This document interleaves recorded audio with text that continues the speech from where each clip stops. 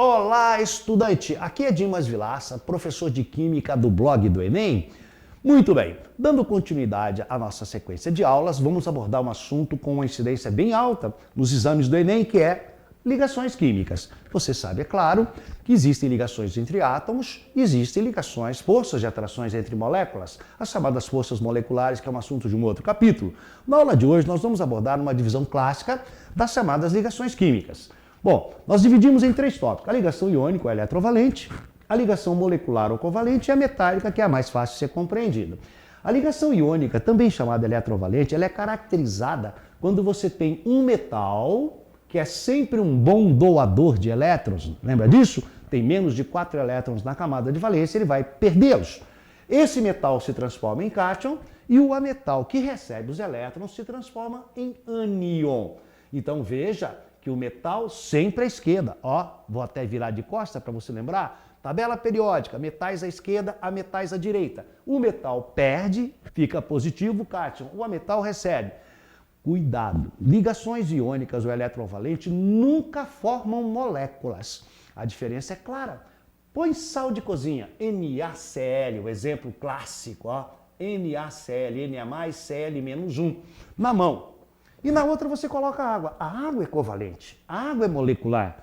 Não existem moléculas nas ligações iônicas, uma coisa que a maior parte das pessoas esquece. São agregados, ligações iônicas ou eletrovalentes, agregados de cátions e ânions que se mantêm unidos por atração eletrostática, estudante. Muito bem.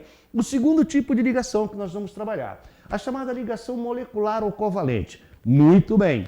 Perceba que nesse tipo de ligação nós já temos mais possibilidades. Um exemplo clássico acadêmico é a formação da molécula do gás hidrogênio H2. Observe que cada hidrogênio tendo um elétron, quando compartilham, então há um compartilhamento, não há perda e nem ganho.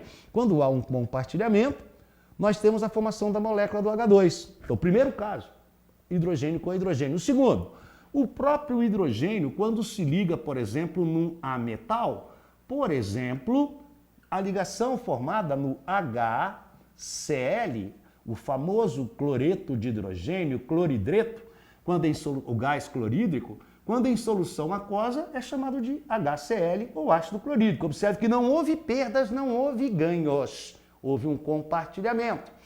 E o terceiro caso é quando você tem ametal, aliás, o mais comum, com ametal. Por exemplo, nós teríamos aqui um caso clássico, né? Que teríamos, por exemplo, o Cl2, o gás cloro, que é um gás verde, muito tóxico. O cloro tem 7 elétrons na última camada. Observe que esse compartilhamento de um par em comum permite que os dois átomos fiquem com 2, 4, 6, 8. 2, 4, 6, 8 estabilizou, porque ficou semelhante a um gás nobre. Repassando, senhores. Compostos iônicos, primeiro, é isso que o Enem gosta. Compostos iônicos são sólidos cristalinos na temperatura ambiente.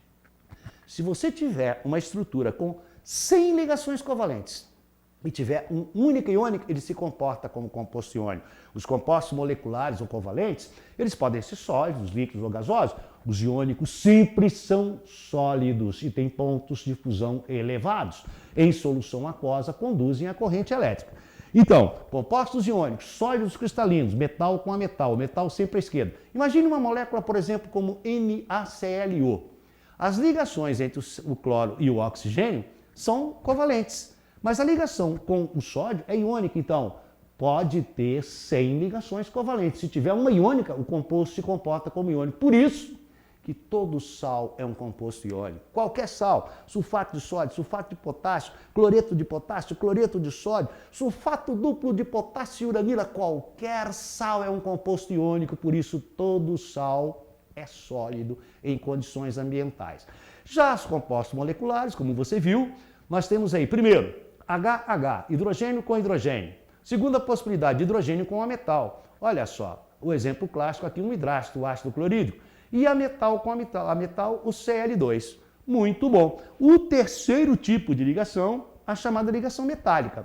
Essa, crianças, ela é muito comum nas chamadas ligas metálicas, né?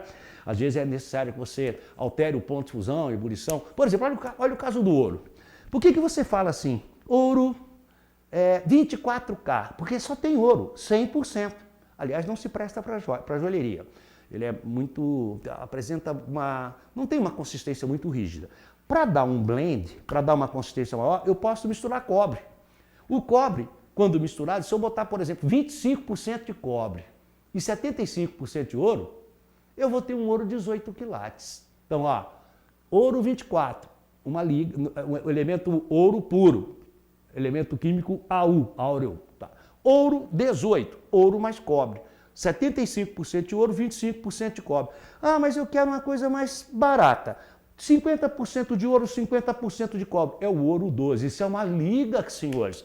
Então, quando eu faço a liga, eu tenho a ligação metálica. É conhecida também em alguns exames como a teoria da nuvem eletrônica. Os elétrons ficam girando em torno do núcleo do elemento, acabam sendo deslocados e criam uma situação em que se mantêm unidos. Então, estudante, era isso. Depois nós damos continuidade. Qualquer dúvida, entre em contato com o pessoal do blog do Enem. Beijo.